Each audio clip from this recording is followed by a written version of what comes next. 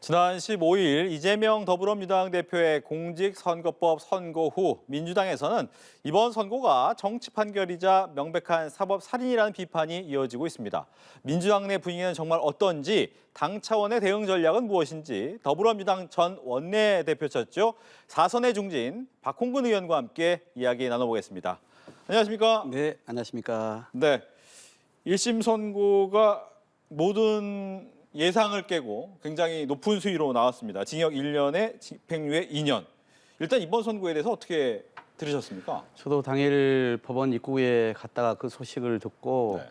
깜짝 놀라서 마음이 막혔습니다. 정말 상상 초월이었습니다. 그건 저뿐만 아니라 여야 대부분 정치인도 마찬가지였고 언론도 비슷했을 겁니다.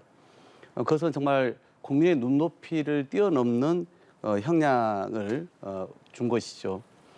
저는 이번 1심의 결과는 우선 집권 세력이 상대 당의 정적을 제거하기 위해서 정말 집요하게 고발을 한 것이고, 이것을 정치검찰이 무리하게 수사하고 조작해서 기소를 한 것을 재판부가 일방적으로 받아준 것이다라고 봅니다. 그래서 저는 이것을 사법 참사라고 표현을 썼습니다. 네. 도저히 수용할 수가 없는 상황이죠.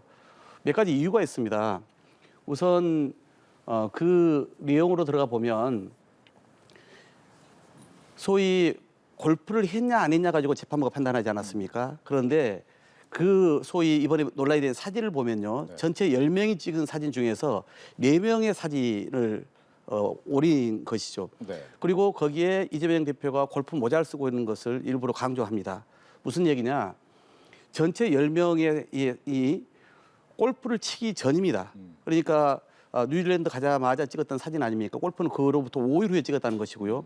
그런데 본인들은 골프 때 사진을 못 찾았겠지요. 그러니까 이 10명 중에 4명의 사진. 왜냐하면 골프가 보통 4명 치지 않습니까? 그리고 골프 모자를 보여주고 이렇게 이재명 시장과 4명이 한 팀이었을까라는 것을 마치 보여주려고 하는 의도가 있었겠죠. 당연히 이재명 당시 시장 입장에서는 저 사진은 조작된 거다라고 이야기할 수밖에 없지 않겠습니까? 그런 의도를 갖고 있는 사진이었기 때문에. 근데 이걸 가지고 골프를 쳤냐 안 쳤냐를 가지고 재판부는 이번에 판단한 겁니다. 그 얘기 아니었음에도 불구하고. 마찬가지로 이 백현동과 관련된 국토부의 소위 협박이 있었냐 없었냐의 문제도 이미 이야기를 했거든요. 즉 법적으로 이전해야 되는 5개의 공공기관에 대해서는 계속 서울 성남시가 여기에 대해서는 여러 가지 최대한 미루려고 하다가 나중에 이것은 수용할 수밖에 없었고, 그런데 그중에 백현동은 앞에 거는 한 10번에 걸쳐서 공문이 왔다는 거예요. 그러니까 당연히 압박을 느꼈겠죠. 법적인 의무가 있었던 것이고. 그런데 뒤에 백현동 같은 경우는 3번의 공문이 별도로 왔다는 것입니다. 그렇기 때문에 거기에 대한 부담감을 당연히 가질 수밖에 없었을 테고, 그런 부담에 대해서 쓴 것을 마치 백현동에 대해서도 그렇게 똑같이 했던 것처럼 이렇게 판사가 이해를 하고 유추해서 판결을 내는 거라 보여집니다. 특히 국정감사에서 했던 얘기거든요. 제가 그 현장에 있었습니다. 네. 당시 국토교통위원회에서. 그러면 국토교통위원회의 국정감사에서 있었던 발언에 대해서는 소위 허위 사실을 얘기할 때는 위증 혐의로 처벌을 국회가 고발하도록 되어 있습니다. 그렇죠. 근데 이건 제3자가 그런 국회 증언감정법이 아닌 선거법으로 고발한 사건을 검찰이 받아서 재판부가 판결한 것 아니겠습니까? 이것도 법리와 이치 맞지 않다라고 저희는 보고 있습니다. 형량도 도대체 제가 21대 국회의원 선거 끝나고 나서 이런 공직선거법 허위사실 유포로 형량 받은 걸 쭉 봤더니요. 이렇게 나온 게 없습니다. 과거에 대통령 선거에서 허경영 같은 분이 무슨 본인이 이병철 회장의 양자다, 박근혜 전 대통령의 무슨 약혼자다 하면서 그런 허무맹랑한 일로 다른 건과 묶어서 실형을 구형한 경우는 있습니다. 그런데 정말 엇비슷한 대선의 결과도 있었던 사람이고 유력한 후보이지 않았습니까? 네. 그런데 대선 때 한 말을 가지고 이렇게 집요하게 본인뿐만 아니라 아내와 아들까지 탈탈 털면서 이렇게 만들어낸 수사 아닙니까? 그래서 공직선거법이라고 하는 게 네. 사실은 당선된 사람일지라도 유법적 잘못된 사안이 있으면은 사후적으로라도 바로 잡자는 게 바로 만들어진 취지거든요. 이건 제 얘기만이 아닙니다. 소위 보수 논객 정규재 씨가 그날 판결 결과 나오자마자 본인의 페이스북에다가 딱 썼습니다. 이것은 잘못된 판결이다라고 단언을 했습니다. 저는 이건 비단 우리 민주당의 의원이어서가 아니라 네. 많은 국민들이 이 형량도 정말 잘못 적용된 것이다 이렇게 보고 있을 거라고 확신을 합니다. 즉 정말 사법부가 정치에 너무 관여하는 이런 사법의 정치화에 대해서 국민들은 우려하고 있는 것이다라고 보고 있는 것이죠. 예. 그 1심 판단에 대해서 조목조목 좀 이야기를 해주시면서 즉 오히려 사법부가 정치에 너무 관여하는 거 아니냐라고 하는데 국민의힘이나 이제 이쪽 입장에서는 장외 집회나 등등으로 오히려 민주당에서 오히려 사법부를 압박하고 있다 이렇게 얘기를 많이 하잖아요. 그건 오히려 제가 이렇게 여쭤보고 싶습니다. 국민의힘의 한동훈 대표 등이 그렇게 얘기를 하시던데 저희가 예를 들어 지난 주말을 포함해서 장애 집회할 때마다 네. 김건희 특검해라. 거부권을 거부하는 윤석열을 거부한다. 이게 저희의 핵심 구호입니다. 그리고 우리 일부 지지자들이 법원 앞에서 집회한 것도 마찬가지로 검찰이나 정권에 휘둘리지 말고 정말 있는 그대로 합리적이고 상식적인 그런 판결을 내려달라고 하는 그런 요청이었습니다. 그렇다면 당일날 아주 보수 쪽에서도 태극기 부대 등이 와서 이재명 대표에 대해서 마치 처분을 하라고 막 욕을 하던데요. 그러면 그건 뭡니까? 그러니까 그거는 어떤 재판이나 주요한 사안에 대해서 이 유권자들로서 당연한 자기의 목소리를 낼 수 있는 것인데 그게 사법부를 압박하기 위한 방법은 그거 말고도 많습니다. 우리가 법적 정당성을 갖고 있는 이번에도 100만 명 이상의 국민들이 청원서를 탄원서를 내지 않았습니까? 그럼 법에 의한 정당한 절차가 훨씬 더 있는 것이죠. 어허. 네. 알겠습니다. 문제는 이게 또 궁금합니다. 앞으로 이제 선고가 그래도 꽤 많이 남아 있습니다. 특히 이제 다음 주 월요일 날 또 위증교사 관련해서 선고가 또 하나 있긴 있는데 당내에서는 지금 1심 판결이 나오고 이재명 대표의 중심으로 단일 대우로 가느냐 아니면 구심점이 흐트러졌느냐 여러 논란이 많고 얘기도 많은데 당내 분위기는 어떻습니까? 저희 당내에서는 전혀 그런 논의가 있지 않습니다. 우선은 이번 판결 자체가 네. 너무나 과도하고 무리한 이런 것이기 때문에 반드시 이것은 항소심, 2심과 그리고 대법원을 가면서 바로 잡을 거라고 하는 확신을 갖고 있고요. 네. 그리고 당은 늘 이런 당의 리더라든가 당이 위기에 이렇게 봉착했을 때 더 단결하고 화합하고 이렇게 해서 함께 돌파를 해야 된다는 것이 당연한 거 아니겠습니까? 뭐 일각에서는 일부러 당내 분란이 있기를 바라는 것처럼 부추기는 것 같아요. 결코 그런 데 말려 들어갈 우리들이 아닙니다. 최근에 뭐 예를 들어서 전 총리께서 어떤 특정 모임에 가서 강연을 한다. 얘기가 나왔죠. 그런 얘기도 뭐 문제를 삼던데. 삼김 얘기 나오고요. 네. 근데 그건 언론에서 말 그대로 지어낸 얘기고 어허. 특히 저쪽 국민의힘과 집권 세력이 네. 민주당의 갈등과 분열을 바라지 않겠어요. 왜냐하면 그들은 선거로는 이재명과 민주당을 이길 수 없으니까 결국은 사법살이를 해서라도 이재명의 출마 자체를 봉사하겠다라고 하는 일관된 졸렬한 저희가 있다고 저는 봅니다. 그리고 한편에서는 이로 인해서 민주당 내부가 갈등하고 분열되기를 원하지 않겠어요. 따라서 저는 예를 들어서 최근에 그런 전 총리가 어디 강연 간다는 것도 이럴 때는 오히려 저쪽에 빌미를 주지 않기 위해서 애초에 그런 의도로 잡힌 일정은 아니지만 이번에는 자제해서 다음으로 수년하겠다라고 하는 게 지금은 당인으로서 당의 지금의 위기를 함께 돌파하는 데 필요한 자세다 이렇게 봅니다. 즉 이제 말씀하신 것처럼 이미 잡혀있던 강연이었기 때문에 갈 수는 있지만 그 부분에 대해서 좀 연계하는 것도 당원으로서는 필요한 자세다. 네.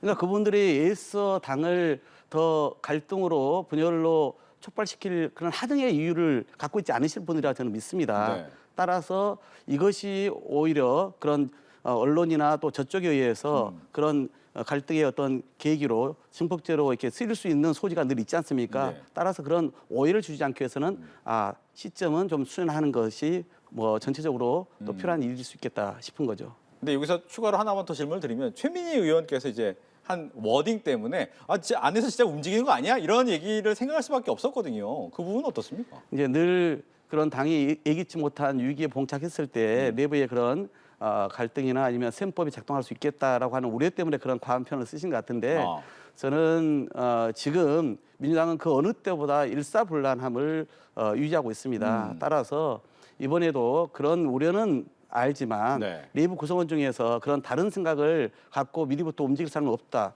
어떤 식으로건 이 항소심과 대법원까지 그리고 앞으로 있는 여러 가지 이 판결 과정에 대해서도 네. 더 공고하고 더 단결해서 대응해야 한다라고 하는 그런 분위기가 확실히 형성됐다고 저는 믿습니다. 네, 공직선거법에 대해서 생중계 요청에 대해서는 재판부가 받아들이지 않았고요.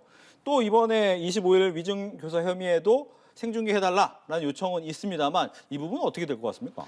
저는 하나의 의구심이 있습니다. 대통령을 모셨던 법률비서관 출신 주진우 의원이 네. 11월 4일에 공직선거법 형량이 징역 1년에 집행유예 2년이 나올 거라고 정확히 맞췄습니다. 그러면서 생중계를 요구했거든요. 네. 그 이후에 한동훈 대표도 생중계 이야기를 했죠. 또 대통령과 한동훈 대표가 만나고 나서 분위기가 냉랭했잖아요. 예. 그런데 대통령이 원래 이재명 대표의 판결을 보고 나서 하겠다는 국민 간담회를 좀 당겨서 하지 않았습니까? 그렇죠. 그 이후에 갑자기 한동훈 대표도 꼬리를 내리는 모양새를 취했어요. 약간 표변했거든요. 돌변한 모양새였습니다. 저는 그것이 혹시 법원에 대해서 사전에 판결 결과에 대한 정보를 갖고 있었던 거 아니냐. 그래서 대통령도 국민 담화를 그 이유로 미루자라고 애초 주장했다가 국민 여론이 들끓고 또 당이 요구가 있다 보니까 여기에 대해서 일각에서는 한동훈 대표와 대통령의 어떤 그런 전략적 한시적인 제휴, 판결 결과를 보고 전국 반전의 기회로 삼자. 그래서 생중계 요구도 한 것 아니냐라고 하는 분석들이 있습니다. 저는 충분한 개연성이 있다 보거든요. 만약에 그런 법원에 대한 내부 어떤 정보를 갖고 있었거나 또는 그런 사찰이 있다라면 정말 그것은 큰 일이죠. 지금 앞으로 다가오는 유증교사와 관련해서 본인들이 여러 가지 이야기들을 하고 있지 않습니까?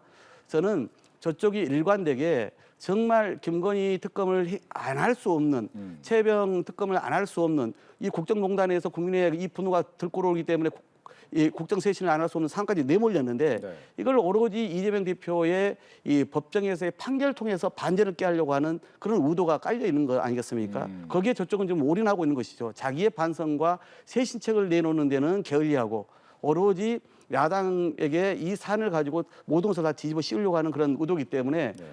본인들이 할 수 있는 일은 다 지금 하고 있지 않을까 싶습니다. 예. 김건희 여사 특검법이 이제 본회의는 통과했지만 아마 제2호권을 사용할 것이고 그렇게 되면 다시 돌아올 텐데 이탈표가 지난번에 내표보다 많습니까? 적을 것 같습니까? 상식적으로라면 이탈표가 더 나와야죠. 왜냐하면 저희가 김건희 여사와 관련된 열 몇 가지의 사안 중에서 저희가 두 가지로 압축하지 않았습니까? 그래서 도이치모터스 주가 조작 문제와 그리고 지금 명태균 씨와 김건희 여사의 그런 공천 불법 개입이나 국정농단 건으로 이제 압축을 했고, 네. 그다음 추천 방식도 그동안 한동훈 대표 등 국민의힘에서 얘기했던 제3자 대법원 추천 방식도 저희가 수용을 하지 않았습니까?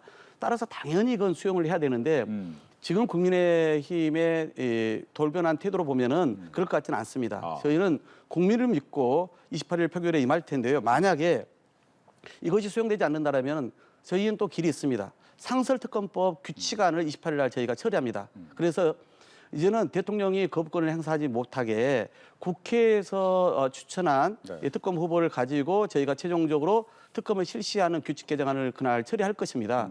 그러면 이제는 이 두 개 사안뿐만 아니라 나머지 의혹과 관련된 사안 네. 그리고 끝내 저쪽도 계속 반대하고는 최병 특검까지 저희는 쌍그리 다 이것은 깡그리 이건 다 해야 될 일이라 생각을 합니다.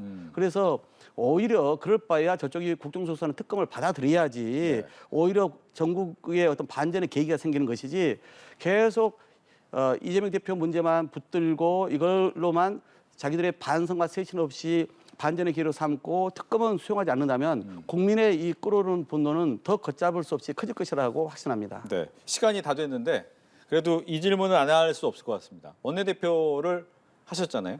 하면서 상대의 원내대표는 4번이나 바뀌는 또 진기록을 또 갖고 계시는데 현재처럼 경색된 이 정국을 어떻게 풀어야 됩니까? 키는 대통령과 여권이 갖고 있습니다. 본인들이 먼저 내놔야 됩니다.